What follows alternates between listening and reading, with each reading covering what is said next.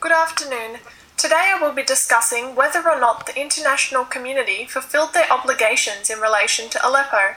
In order to answer this, we must first break down the components of the question and define what happened in Aleppo, who the international community includes, and what their obligations were in relation to Aleppo. The Battle of Aleppo during the Syrian civil war was one of many consequences of the Arab Spring, a name given to the revolutionary wave of violent and peaceful protests precipitated by poor living conditions, corruption, and the lack of political freedom throughout Tunisia, Libya, Iraq, Yemen, Egypt, and Syria from December 2010 onwards. The Syrian civil war itself did not materialize until March 2011 after the president of Syria, Bashar al-Assad, criticized Syrian protesters, alleging that internal conspirators were inciting sectarian tension among the general population. As the protests spread rapidly from Daraa to Damascus, the Syrian government deployed its armed forces to subdue the protesters through violence, including arbitrary arrest and torture of protesters, as well as shooting of unarmed civilians. In 2012, an Arab rebel force known loosely as the Free Syrian Army emerged, capturing most of eastern and southwestern Aleppo. From this day forward, the Battle of Aleppo began between the opposition, including the Free Syrian Army and other Sunni groups such as the Levant Front, as well as the United States of America, against the Syrian government of Bashar al-Assad, supported by Hezbollah and Russia. Under the Responsibility to Protect doctrine established at the United Nations World Summit in 2005, it is the responsibility of the international community to prevent mass atrocity crimes and protect civilian populations from crimes against humanity and genocide. This could be achieved through the Arab League suspending the membership of the state contravening the doctrine, and members of the UN Security Council passing resolutions to sanction the state or physically intervene through violence.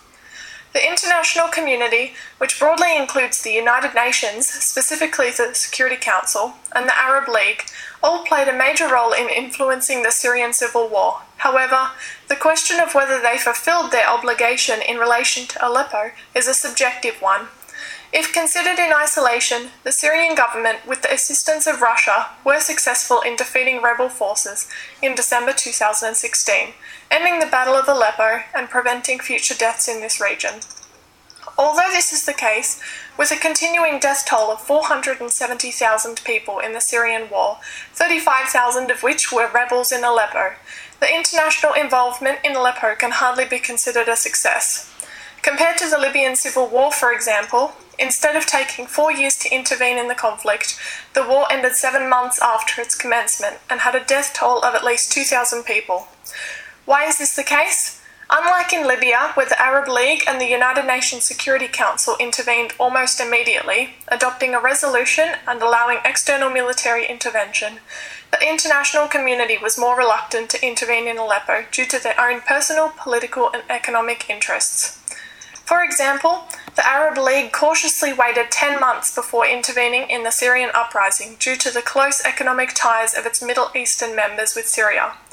3 of Arab League members, Egypt, Jordan, and Saudi Arabia, were the top exporters of Syrian products, spending a total of $335.5 million on products such as spice seeds, calcium phosphate, and refined copper.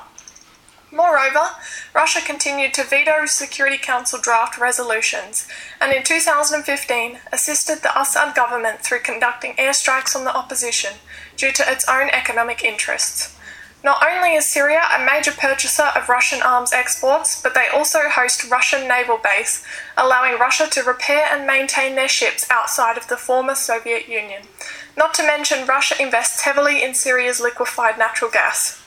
Conversely, the United States of America had their own political agenda in intervening in Syria.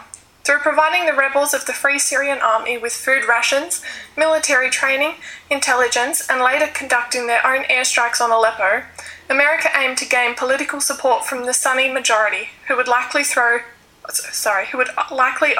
Bashar al-Assad in the case of a regime change.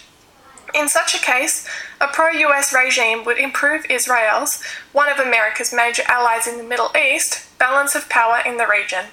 It cannot be denied that the international community failed to meet its obligations with respect to Aleppo, as they failed to protect civilian populations from crimes against humanity and genocide due to their own economic and political interests. Thank you. Please see below for my bibliography.